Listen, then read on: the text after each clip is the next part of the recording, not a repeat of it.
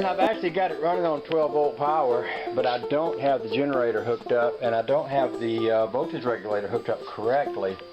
There's two wires that come out of here that go to the voltage regulator, and there's a big plug down here about a ½ inch wide. It takes some kind of a, I don't know what it takes, but it takes a kind of a plug that I don't have. And there's also a big plug on the back of the voltage regulator. It's the same thing. It's about twice as wide as a regular plug.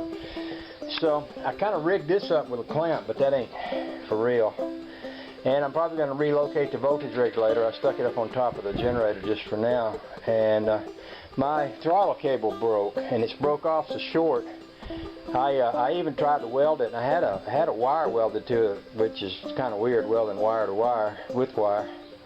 But that worked for a minute or two, and then I got greedy and tried to get a little better weld in there and burn it in two. So, but I did get a little hook on the wire, and I hooked the hook into it.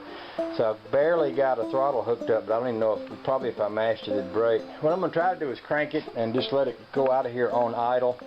Put a plastic bag over the carburetor, prop the hood back on here, and wait till I get my connections that I need for this thing and the throttle cable. And then when I get that stuff, I can come back. Oh, look, I twisted my belt. Dang.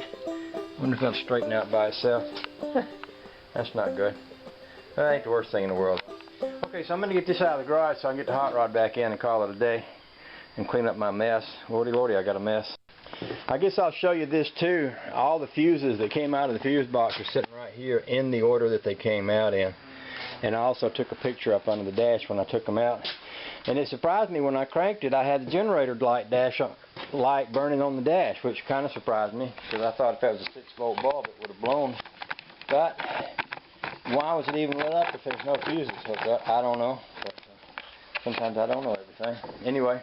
With that said, I'll see if I can idle this around and let it sit in the yard and then clean this mess up.